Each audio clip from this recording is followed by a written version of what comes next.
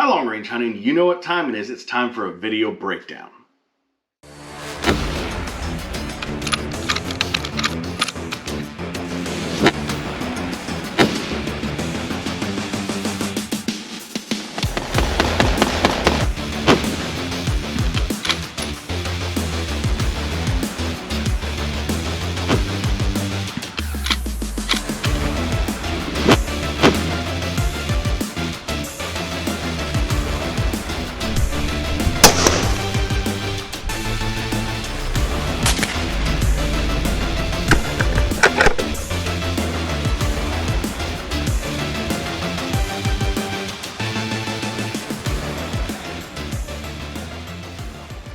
Now these breakdowns are something that's been in the works. I got a lot of positive feedback when I pitched this. It's something that I deal with a lot.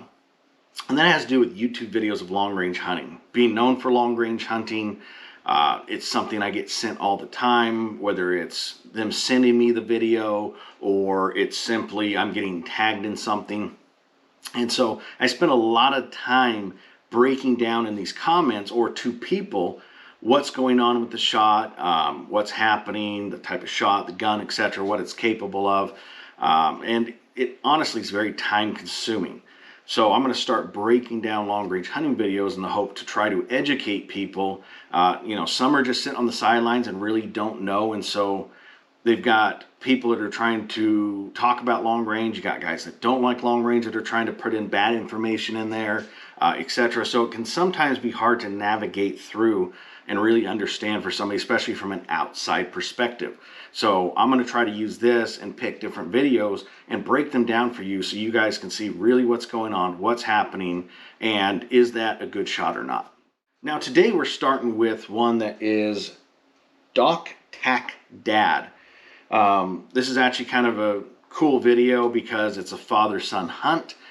This is one, since it came out in 2014, that I have been dragged into well over 300 times. And so trying to break all that down and provide data, etc., it's very, very time consuming. So I figured I'd tackle this one first. And then if anybody has the questions, here's the video showing everything. Now, I'm not going to show you the entire video. You can go watch it. It'll be in the link description below. But it's just way, way too time consuming to watch all of that when really we're just trying to look at the shot itself. So let's go and watch that real quick and I'll get back to you.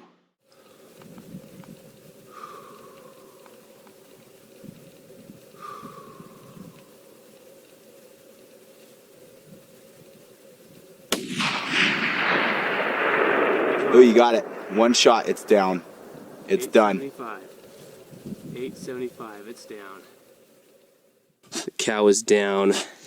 We got a lot of work. It's 6:45 at night in the evening, and we just took a shot at 875 yards, Burger VLDs.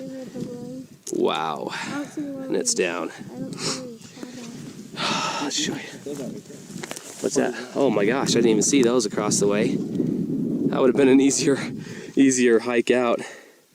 There's the rig. All right, let's go get this thing. It is. You be careful up there. We've got a long night ahead of us. It's about almost 7:30, and we haven't even found the elk yet. Getting everything packed up, getting the horses. You can't even see the horses.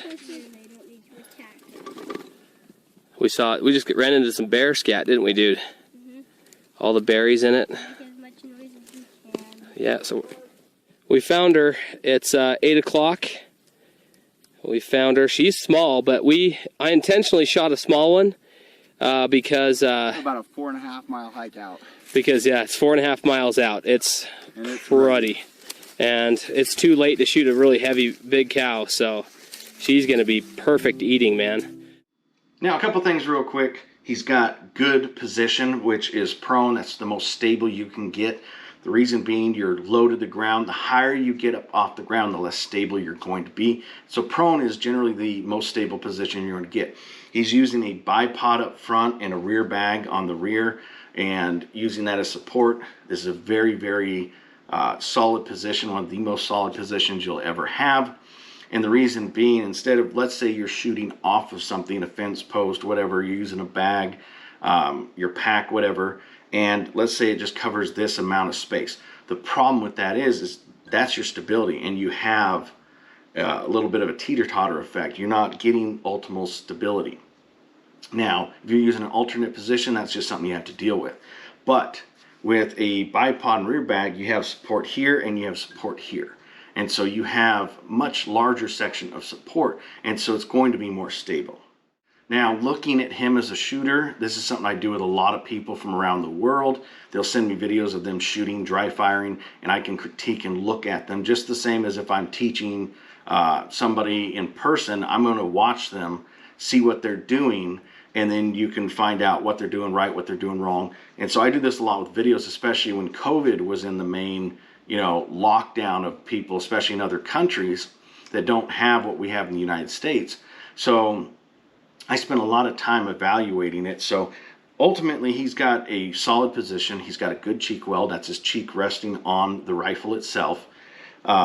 He's got his hand positions right. He's not wrapping his thumb. You want to set it either on top here or you want it on the side. The reason is you have sympathetic movement, and so when you go to shoot and it's wrapped around, you can cause little bits of torque that can be inconsistent.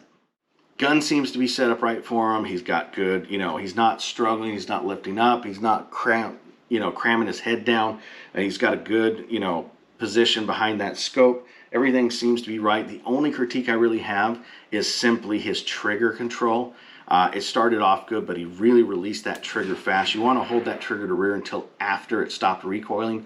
The reason being is that's just your basic fundamentals of marksmanship. So generally what I teach is guys to hold it back for at least 2 seconds. So they're going to fire 1, 2, and then release. That gets in there. You don't want to slap that trigger.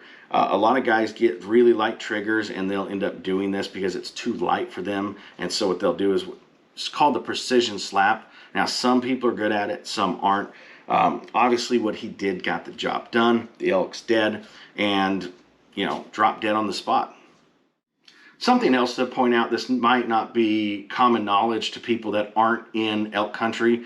Whitetail hunters really don't understand this, but with whitetail hunters, they tend to go for the biggest animal. But the recovery is easy. These guys are 4.5 miles in.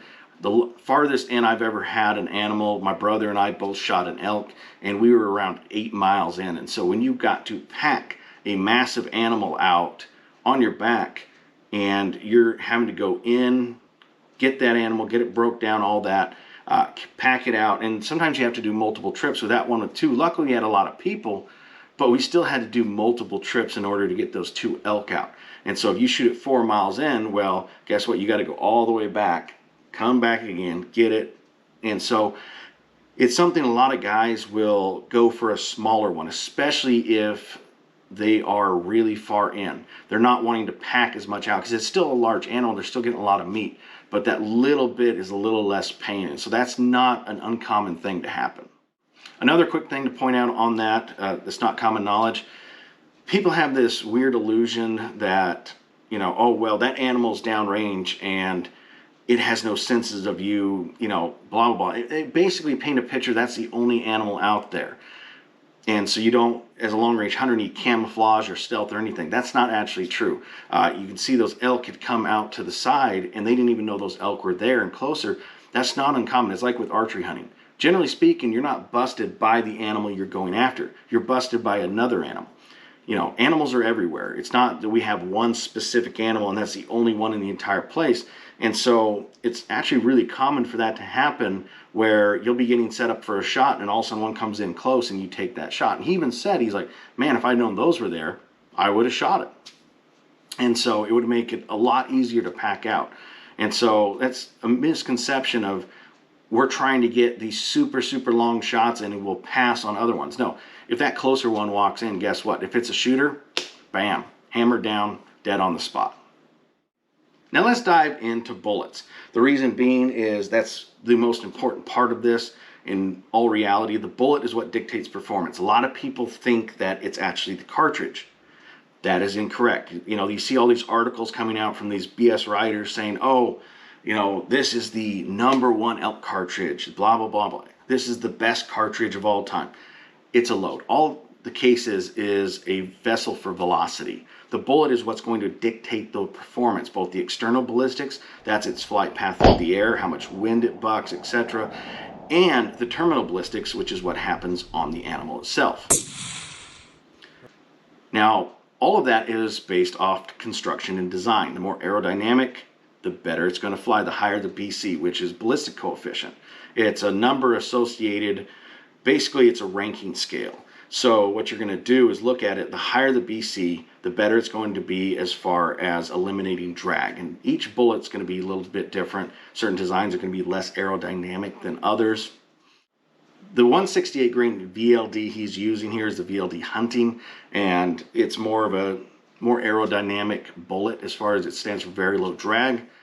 But what they have is a target one and a hunting one, and the thought process is that the target one has a thicker jacket, and so you can practice with it, and then when you go to actually hunt, you switch it out for the hunting, and they're going to have the same trajectory. The hunting one has a thinner jacket and will open up more with less resistance. Sounds good in theory. I'm honestly not a fan of it. It just doesn't work as well as I think they believed it would. But either way, he's using the VLD Hunting, the one with the thinner jacket. This happened in 2014. I'm not sure because they changed the design in 2011 and actually made both the jackets thicker on the target and the hunting and changed some stuff.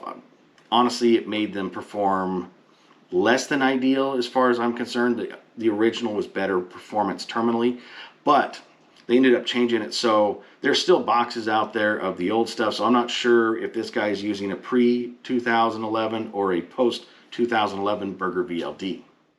Now with all bullets, there's what's called a minimum impact velocity. And that is the minimum velocity to where that bullet is going to expand. And that's where you want to learn your limits. Because after that, you're not going to be getting good performance effectively. You'll be just, it's like a full metal jacket. Now, companies I really don't trust with this just because what they can look at as deformation is just the tip being a little bit deformed, which really isn't aiding you. And so I look at mine a little bit different. I want some real expansion, some wider, because when you hit, that more displacement you have on a water-based mammal, the larger that wound cavity is going to be, and the more potential energy is going to be dumped into the target. So your range, a lot of people don't understand this, is they'll say, oh, well, you know, the 308 is not capable. I shot a deer at 500 yards and ran off, and here's my proof. Well, here's the thing. They were using a bullet that was below its minimum impact velocity. So yes, did they hit it? Was it accurate? Yes. But because that bullet's not designed to perform at that level, at that velocity, that low velocity, they took it outside of its limits. So it's not that the cartridge isn't capable, it's they took the bullet outside of its limitations because they didn't actually understand what they're doing. And so it can really drastically change. And you know, if you look at the typical hunting bullet, they're not very aerodynamic, and generally speaking, they have a minimum impact velocity of 2,200 feet per second. So that's going to drastically limit where you're going to be. With a 308, with standard velocities with a 168 grain, you're looking a little over 200 yards generally. The higher you go in elevation, the more that's going to go up as air resistance goes down from altitude. But if you use a bullet like that, it's not going to give you as much distance. Whereas if you use a bullet like the TMKs or the ELD Match, where you're looking 13 to 1400 feet per second minimum impact velocity, that greatly extends your range. Now, a quick example for you guys, and this is actual data from a buddy of mine. He runs a 308. He's using a 195 grain Sierra tipped Match King, which is a very good bullet. Now, you might say 195, that's a little heavy. A lot of people don't understand velocity will lose to BC. BC will always trump your ballistic coefficient. And so having a high BC bullet going a little bit slower than a low BC bullet at a higher velocity, the higher BC bullet is always going to trump at long range because the other one's going to bleed off energy more, so it's really not aiding you. People have a lot of misconceptions about speed, and they end up basically handicapping themselves. Now, this is his data for 6,000 feet. That's a very common elk hunting elevation. So we set it for those conditions. And his minimum impact velocity on that is at 6,000 feet elevation is between 1,250 and 1,400 yards, depending on what the animal is, depth of penetration, impact resistance, etc. And if he wants to actually go through that transonic flight, which happens at 1,340 feet per second. So that is a prime example, and this is real data. This isn't some theory, this is actual data, verified data. And so with the 308, with the right load, he is looking at being able to push that out effectively out to 1,400 yards if he wants to go on that lower side. People, especially the 6.5 Creedmoor crowd, really put a lot of bad information out about the 308, and people really don't understand. They tend to forget that the 308 was king of competition, long-range competitions, especially 1,000-yard competitions, for a long time, for decades. That was the go-to cartridge. Snipers have used it forever. It's highly effective, and even today, people don't realize if you're running the right bullet, you can really stretch out. Accuracy First Development Group actually takes their students with 308s out to a mile. I got buddies that target shoot at 2,000 plus yards with the right 308 setup. And so, I take guys all the time with cartridges. A lot of people don't realize we'll go out that far. 6 Creeds, 6.5s, 308s, etc. And we'll run them out to a mile, no problem. And so the construction is absolutely critical. How thick is that jacket? What's the design, etc., and how that's actually going to allow it to perform. Now, I know he's not running what my buddy Aaron is running as far as loads. He's just running a 168 grain. But even that, based off that minimum impact velocity at 875 yards, he's well within his abilities. Now, with just going off basic data, and it's probably going slower, the basic data that I ran, slower than what he's pushing these, but even then it's still good to go. So at 875 yards, he's good to go. A lot of people, they like to equate energy. Now, energy is only a potential, and it's directly dependent upon bullet construction and design. So if you have a projectile with a really thick jacket that needs a lot of velocity and impact resistance, and you shoot a non-impact resistant animal, something that's on the lighter side, it's just going to blow through. And people are going to see that ballistic calculator and think, oh, well, I'm getting that. No, you're not getting that. That's only a potential. And so that's something a lot of people don't understand about this.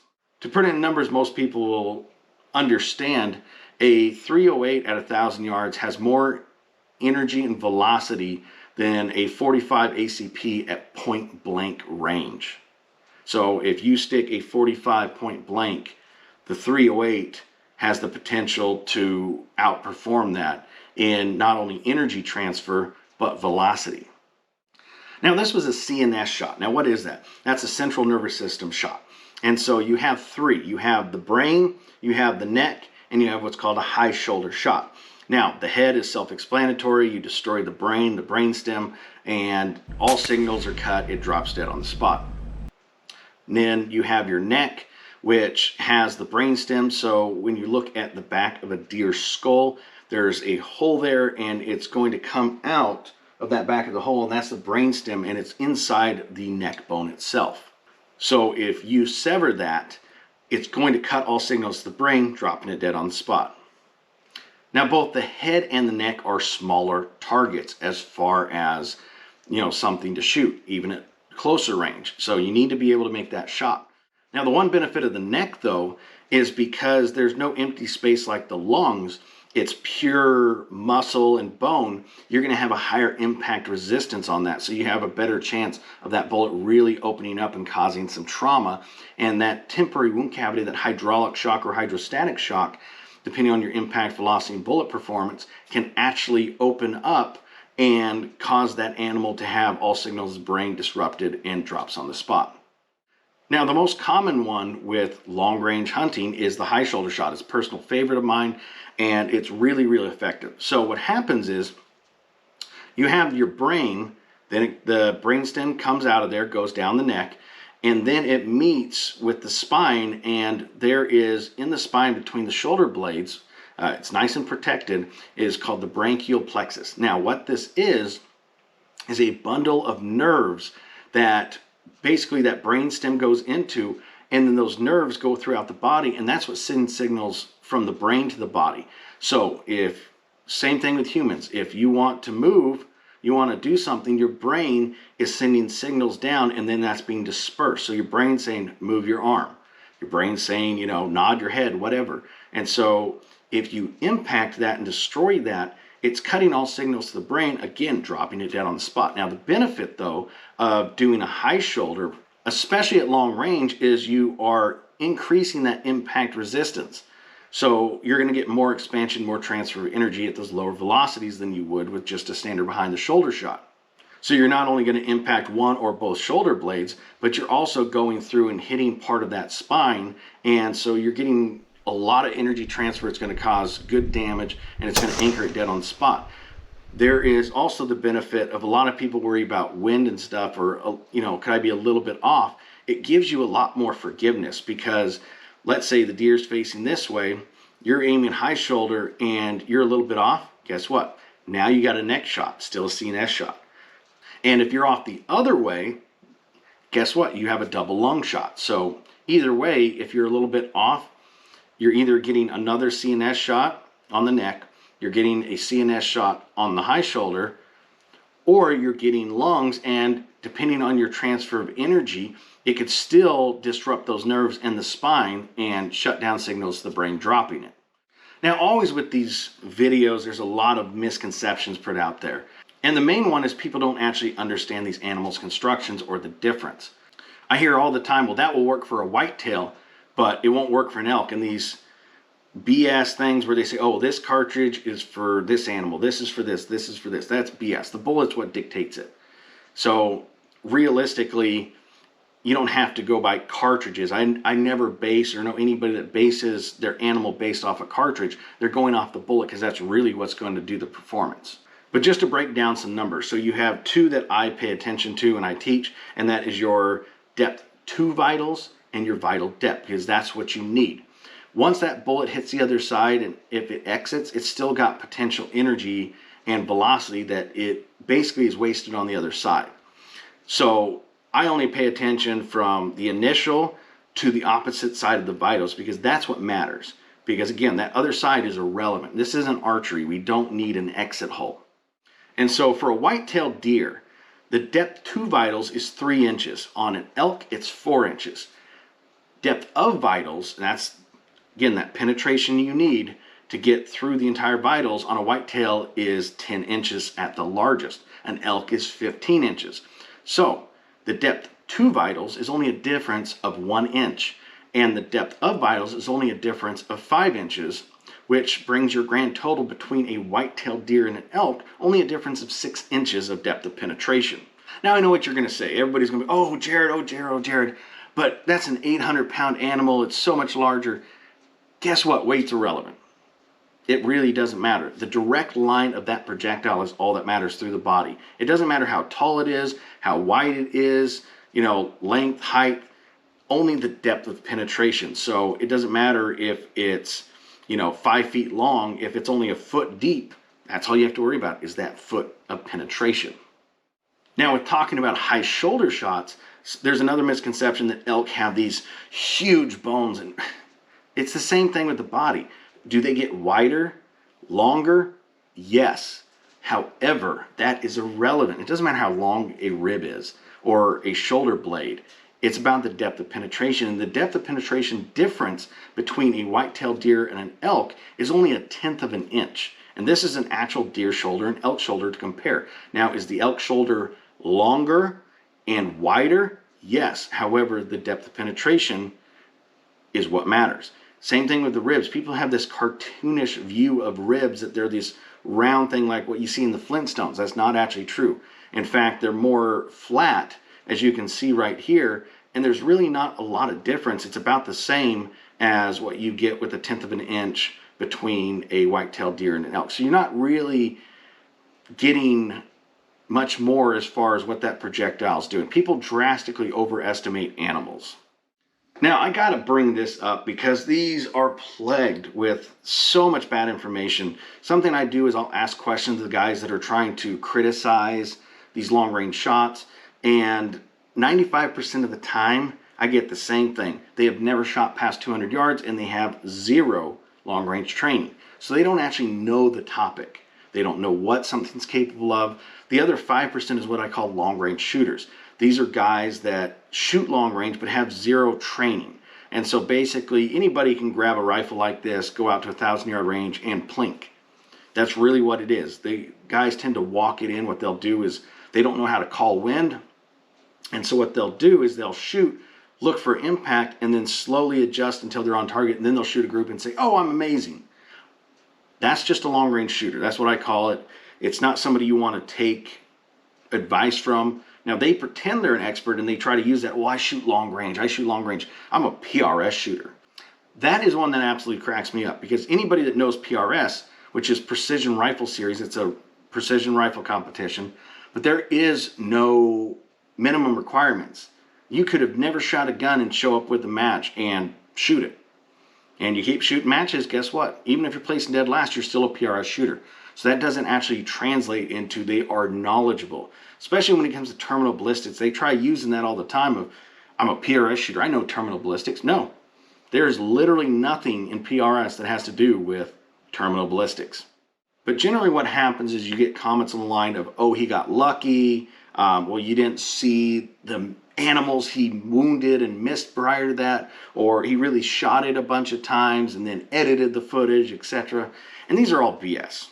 The purpose behind this is these guys don't like long range. They say, no, it's not possible, it's lucky, these guys are unethical, blah, blah, blah. And then they see a video, they see actual evidence proving them definitively wrong. And so now they're in the position they have to go, oh crap, I was wrong. Nope, not going to happen. What they're going to do instead is they are going to try to muddy it up, basically. Just like a politician trying to attack another politician, they're trying to make them look bad. And so what they do, because again, they can't argue with that evidence. There's a saying, and I teach it all the time, the bullet doesn't lie, people do. If you say this can't do this and then it does it, guess who's wrong? The guy who said it can't do it. And so that's all they're left with, is just trying to make up stuff, hypotheticals, to make that person look bad, because what they're seeing is definitively proving them wrong. Great example of this, and it's not even hunting related. I was out at the range, had a few guys out there at the time I was running a range, and we had a guy there that was trash talking the 308, said you can't hit anything past 600. And so I pulled out one of my 308s, I put 5 rounds on the 1,200-yard target, and then I got 3 other guys off the line, varying skill levels, and had all of them impact at 1,200 yards, proving not only that I could do it, but these guys could do it. Said, hey bud, guess what? You were wrong, it's very capable. He goes, no, I don't care what you just did. You got lucky. And so that's really what this is it's people trying to trash talk because they got proven wrong. The problem with this type of behavior is there's other people that don't really know, that are basically the audience that are looking in on this, and it passes on a lot of bad information because the individual isn't basing it off factual data. They're basing it off basically trying to trash a long-range hunter because they've been proven wrong. And so there gets a lot of bad information. So they're like, oh, well, it worked that time, but oh, you didn't see all the animals he wounded. You didn't see all the misses. You shot it a bunch of times and had to sneak up and shoot it. Well, video doesn't show that. Perfectly healthy animal. It was shot that one time. It dropped dead on the spot. But that's all they have is those hypotheticals. And it's just an attempt to make them look bad because they don't have a valid argument. It's really a shame that this is done. It gives hunters in general a bad name. One, for that individual trying to bash something that they don't actually know anything about. But the fact too is it's putting out a lot of bad information. You can claim all day long that this guy got lucky. You can claim that the bullet's not capable. Well, guess what? There's no luck in terminal ballistics. Either the bullet works or it doesn't. Plain and simple. In conclusion, 308's more than capable. I mean, I've used them for a long time. This is a mule deer at 715 yards that I dropped with the 308, anchored it dead on the spot, never moved, never even finished chewing its food. Then this is a couple years ago in Tennessee. I shot 3 deer in 40 minutes with the 168 grain ELD match out of one of my 308s. And that was 645 yards, 541 yards, and 552 yards. and they all just anchored on the spot. Then you take the next day, my son with that same 308, and he was 8 or 9 at the time. He made a perfect 630-yard point of aim, point of impact shot and dropped his dead on the spot. So when a child can make a 630-yard shot, cold bore, from a tripod, it's really not that difficult. People really overestimate not only animals, but long range, and they think it's super difficult. Once you know what you're doing and you've acquired that knowledge and you put it into practice and train, you'd be amazed at what you used to think was impossible really isn't that difficult. I used to think 300-400 yards was a long shot. Most people do. Now I rarely shoot inside of that distance just because it's not even a challenge. I'm generally shooting for training 600 and out because those shorter shots really aren't that difficult. And that's just something that happens with growth of knowledge and abilities. And so, you know, if you're going to go out there and try to trash long range hunting, at least go out, get the knowledge, the training, and find out what it's really about before you try trash talking it. For those hunters who are trying to smear long range hunting because they don't like it and they're making up those hypotheticals, you know, saying people are disrespectful to animals, it's unethical, etc. You're wounding animals, you're missing shots, etc. Grow up, seriously. You know, we're all sportsmen. We're all supposed to support each other. So to those people, start actually acting like a sportsman. It doesn't matter if you like it or not. It's another part of hunting. I might not crossbow hunt, but does that mean I'm going to put down somebody who hunts with a crossbow? No. I'm a big archery hunter. I just never had the want to hunt with a crossbow. I prefer my compound bow. But does that mean that somebody else shouldn't, or I should say that they are unethical or try to trash them with hypotheticals? No, that's ridiculous. Now, if you have any videos you want to see, go ahead and just drop them in the comments below with the link, and I'll take a look at them and add them to that line of videos I plan on doing of these breakdowns. Everybody, thanks for coming. Be safe. Happy hunting.